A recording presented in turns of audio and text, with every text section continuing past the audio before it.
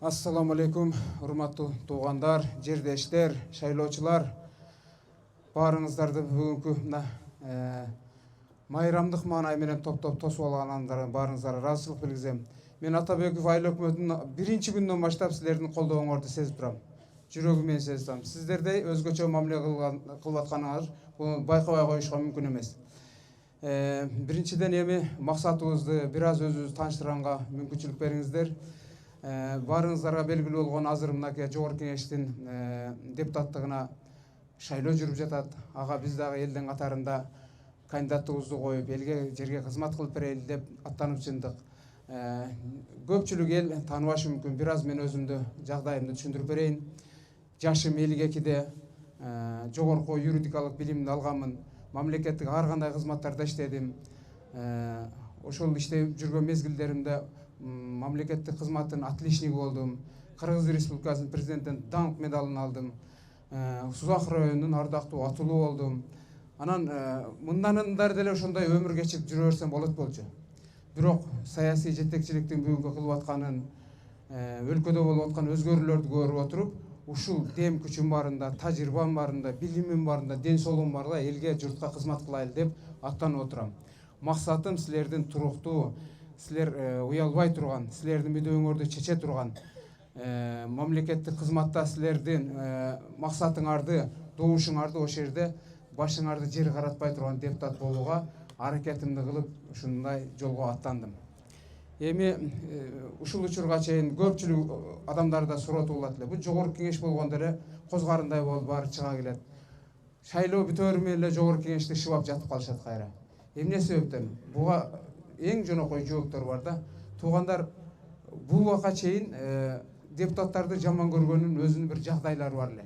Себеби жогорку кеңешке депутат боло турган талапкер өзүнүн программасынан сырткары, өзүнүн функционалдык милдетинен сырткары нерселерге адамдарга убада берет эле.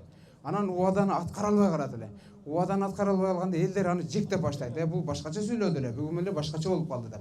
Бүгүнкү мыйзамда, бүгүнкү конституцияда, бүгүнкү саясий жетекчиликтин иштөө темпи өзгөрүлдү. Тараза таштарды ордуна коюлуп баштады. Мамлекеттик кызмат өзүнүн жумушун аткарат, мыйзам чыгаруу жыйын өзүнүн жумушун аткарат, сот бийлиги өзүнүн жумушун аткара турган мындай тең салмактуулук өзүнө конституцияда ошондой ыйгарымдуулуктар көрүлдү. Ал эми мага окшогон карапайым ушул жерде тамеки тизип жүрүп, билим алып, элдин катарында иштеп жүргөн адамдардын шайлоого катышышына да мүмкүнчүлүк түзүлдү. Бул эмне болгон мүмкүнчүлүк? Бардыгы эле көпөстөр, бардыгы эле байлар, коркутмай үркүтмөйлөр, уруу-урчуга бөлүнүүлөргө жол берилбей турган мыйзамдар бар азыр бизде.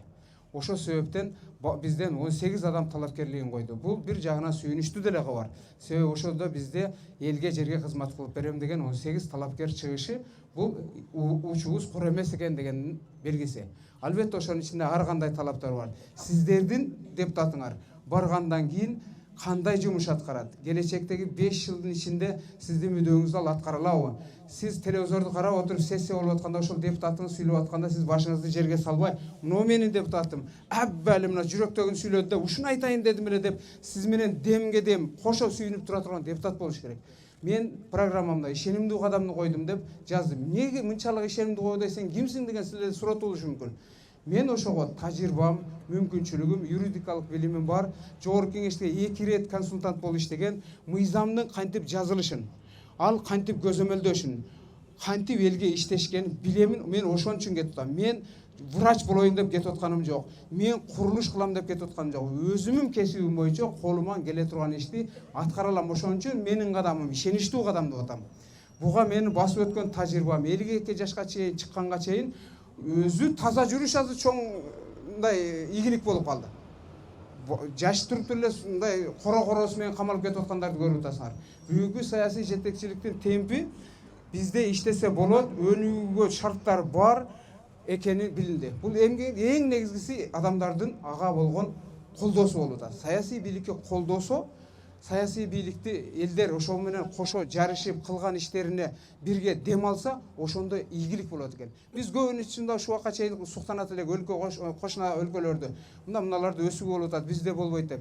Жана мен айтып аткандагы эрежелер бузук эле бизде. партия өзүнүн идеологиясы, мамлекет өзү менен өзү болот, чоңдор өзү менен өзү, эл өзү менен өзү жашай берет эле. Бирок азыр андай болбой калды. Тартип бузулду. Ошон үчүн биринчи ирет бизде туруктуулук болуш керек. Мен ошо программама жаздым. Туруктуулук болгон жерде өнүгүү болот. Туруктуулук деген эмне? Бул саясий экономикалык туруктуулук болуш керек. Каерде туруктуу болсо, бийлиги бекем болсо, эли ошону колдоп турса, агып келет. Жанагы инвестор дегендер, акча каражатын сала турган инвестор, ал аябай акылдуу. Ал билет каерге салыштын, канча жылдан кайра чыгышын да билет. Ал эсептейт, ал экономист. Анын жанында чоң командасы бар. Алар жөн эле өлкөгө барып акчасын сала бербейт.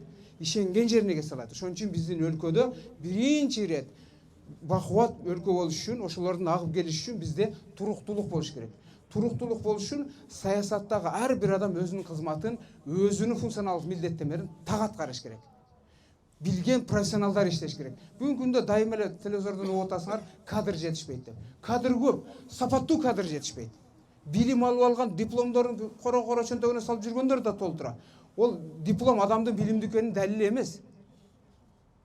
Ошон үчүн кадр жетишпейт деген ошондо. Билимдүү, аткарылып турган, чуркап иштей турган кадр жетишпейт. Биздин азыр иштеп аткан жетекчилерибиздин аттарын атабайын, көрүп атасыңар, кээ бирлер кандай методдор менен иштейт.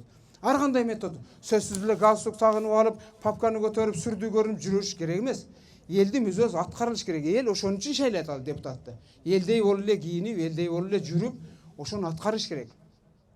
Ошого эң ирет адамда каалоо, телек болуш керек. Жүрөгүндөгү ошого ынтызарлыгы, каалоосу, бир патриоттуулугу толук болгон адам гана жасайт. Анан жок, мен мынча каражат жумшадым эле, ошону чыгарып алышым керек. Илгеркидей шайлоого чачкан акчасын кайра чыгарыш үчүн, же өзүнүн бизнесин сактап калыш үчүн, дагы бир бела кылып калыш үчүн ошон үчүн депутатка барат эле, анан элдин ичинен наразы боло берет эле.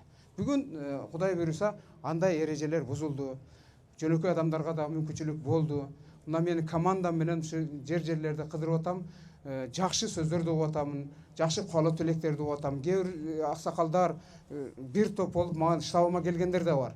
Ошолор мага мынтип атат: биз даже сени сурап койбойбуз, кайсы уруудан экениң, сен кайсы жерлигиңди да сурап койбойбуз. Ушулардын арасынан сен көңүлүбүзгө толдуң, мамлекет кызматта иштепсиң, таза жүрүпсүң, 52 жашка чейин ушундай жаман сөз артыңан ээрчибептир. Мына менин келечектеги балдарымдын тагдыры 3000 сом, 2000 сом турбайт. Бир порс тамак жесең азыр 2000 сом, 3000 сом болуп калды. Эл деле Кудайга шүгүр мурункудан жакшыраак жашап калды. Батага барсаң да жүзү менен банан коюп калды азыр. Бирок менин келечегим, балдарымдын келечеги эмне болот?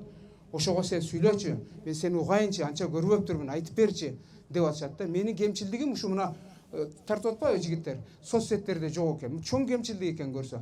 Адамдар ошол соцсет менен жашайт экен, баардыгынын колунда телефон бар экен, мобилдик маалымат алып турушат экен. Мен ошого кирбептирмин. Буюрса ошого киришим керек экен.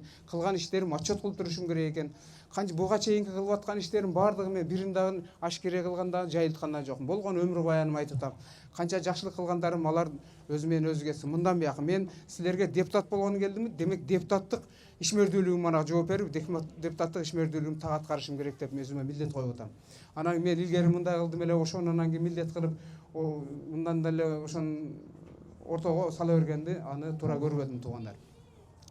Анан мен программаларымда көрүп атасыз, жалаң адамдыңларга керектүү, жарандарга керектүү көйгөйлөрдү жаздым. Программа жазып коюш бул, мен балдарыма айтып койсом, юристтерим жазып берет. Сонун программаларды, бир чырайлуу сөздөрдү жазып коет. Анын бизге кереги жок. Реальный элдин проблемасы ушул. Саламаттык, билим берүү. Бизге Илон Масктын космостогу программасынын кереги жок. Биз жашообуз, турмушубуз өзгөрүлүш керек. Ошону биз сезишибиз керек да.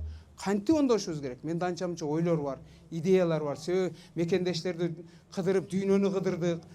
Канча деген окуучулар менен жүрүп атабыз, канча деген мектептерге барып атабыз. Мектептин имараты курулуп калган, ичи көөдөн бош болуп атат туугандар. ОРТдан өтпөгөн окуучулар бар экен мектепте. Бул коркунучтуу кабар. Эртең эмне болот алар?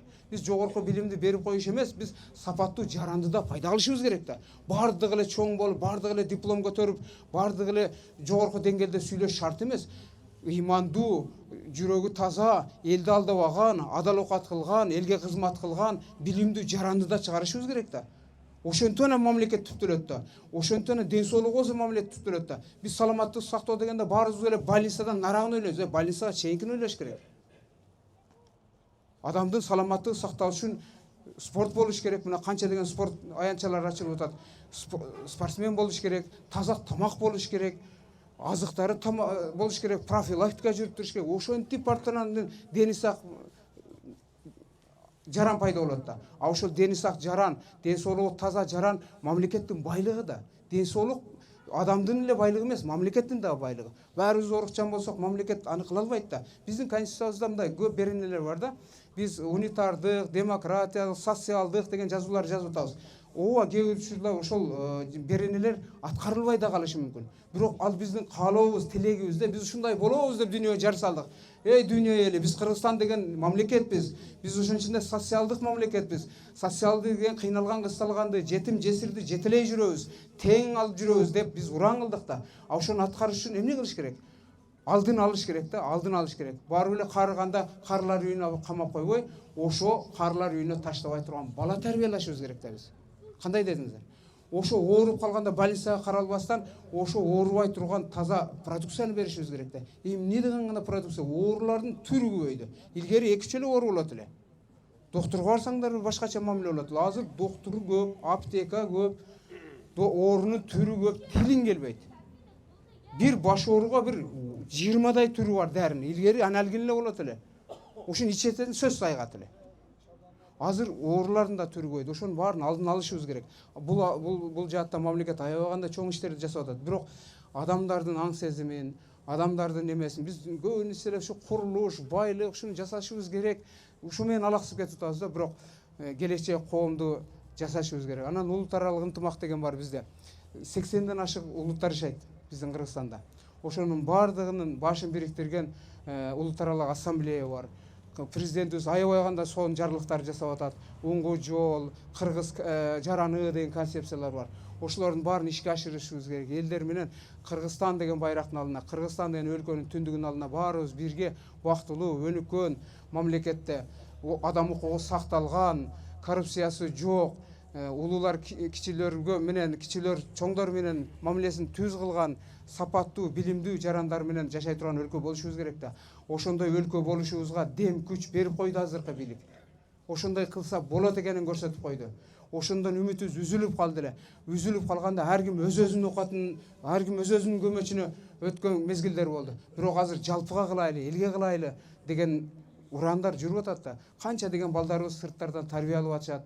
Канча деген балдар сырттарда мигрант болуп атат, ден соолугу куруп атат. Алардын өзү эмес, балдары да орусча сүйлөп калды, кыргызча билбей калды, үрп адаттарын билбей калды, салт санасын билбей калды. Ошон үчүн каникулда ата-энеңкине чоң атаңкына барды. Эмнеге? Чоң атанын үйүндө ошол институт бар да. Ошол тарбия бар, ошон үчүн алып келип атат. Алар да жок болуп атат. Ошон үчүн мекендештерди дагы колдоп, ошолорго мамлекеттик деңгээлде кабар алып, да турганда программаларын, бул ишти биз мурунда кылып жүргөнбүз, мындан кийин да кылабыз. Анан дыйкандарды колдоону айтып атам. Бул деген баарыбыз дыйканбыз. Азыр жерлерибизге бир эффекти жок нерселерди эгип баштадык. Аштын оңой атала деп эле бед эгип атабыз, баарыбыз эле мал багып атабыз, жайлоого беребиз. Болду, ушу менен эле неме болуп калдык. Экстенсивный өнүгүүдөн интенсивный өнүгүүгө өтүшүбүз керек. Кичинекей жерден көп түшүм алганды үйрөнүшүбүз керек. Ага мамлекеттик деңгээлде бир саясат жүргүзүш керек. Азыркы саясатка мындан ары дагы биздин ошондой идеяларыбызды айтайлы деп атабыз. Анан мен айтып атам, мына жаңак, бурчак деген биздин продукциялар бар да. Бунун аналогу жок, башка жакта жок бул жаңак. Борбор Азияда жок. Демек ал продукция сөзсүз өтөт. Эмне үчүн ушу 5-6 соодагер ошону алып коюш керек дагы элдер андан кур жалак калыш керек. Мен ойлоп атам, мамлекеттик мат резервге ошону бир белгиленген баада алып коюш керек. Мезгили келип, ошол баасы келгенде анан ошол соодагер ошону сатып алып кетиши керек. Элдерге ынана турган баа болгондо. Бул жасап койсо боло турган нерселер. Бурчакты да. Анан экспортко ушунча жаңа кетти деп угабыз. Баасы 20 сом, 30 сом.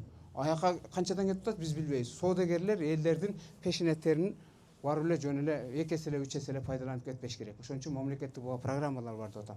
Анан эң акыркысы мына бизде коррупция деген бир илдет да, бул оору да. Бул оңой менен чыгыш кыйын экен. Жүрөгүңө орнуп алган болсо, 1-2 жолу ос тийип алган болсо аны чыга алышпайт. Ошон үчүн мамлекеттик деңгээлде аябагандай чоң күрөш болуп атат. Бирок ошол күрөшүп атат, тигини камап атат деп жыргаап отура бербешибиз керек да. Баардыгыбыз жапа-тырмак киришибиз керек. Таза болсо, карапайым элге коррупционердин такыр кереги жок. Ал ушу бизнесмендерге, башкаларга, чоңдорго чоң акча таап үйрөнгөндөрдүн окат ал өзү. Карапайым эл коррупция кылбайт. Бирок карапайым эл аны көзөмөлдөй турган орган да. Ошо бийликтин бекемдүүлүгү, туруктуулугун бекемдеш үчүн ошого жапа-тырмак киришибиз керек. эч жерде мындай мамлекеттик басымдуулук кылган, жана айыл өкмөттөрдүн кысымды кылган болбош керек. Бардык бийлик эл үчүн иштеш керек. Мыйзам бардыгыбызга бирдей болуш керек. Кудай буйруса ушундай программаны мен баратамын. Сиздердин үмүтүңөрдү, силердин өкүлүңөр болгонго туруктуу убадаларды беремин. Анан кийин аны куруп берем, муну берип берем деп мен эч качан эч нерсени айтпайм, антип. Бирок менин программамды өзүңүздөр түшүндүрүңүздөр болуш керек. Анан мен бир нерсени убада берип кетем сиздерге. Жогорку кеңештин депутатынын 2 штаттык бирдиги бар да. 1 консультант, 1 жардамчы деген. Мен буйруса ушул мезгилге чейин өзүм ичимде да ушул жүрөт эле, бир да депутат ушуну аткарган эмес, балким аткарды, мен көрө элекмин. Туруктуу өкүлчүлүгүм ачайын деп атам. Ошо 2 штаттыктын бирдиги ушул жерде отуруп, эл менен менин ортомдо байланыш болуш керек. Ошол каттарды кабыл алып, жеткирип, дайыма ушу 5 күн ошо жумуш ордунда отуруп, элдерди кабыл ала турган бир кабылдама ачам буйруса. Элдер менен депутаттын ортосунда көпүрөнү мен анык курам буйруса. Жөн эле кеткенден кийин бардыгы менен сүйлөшө албай кала турган болбойт.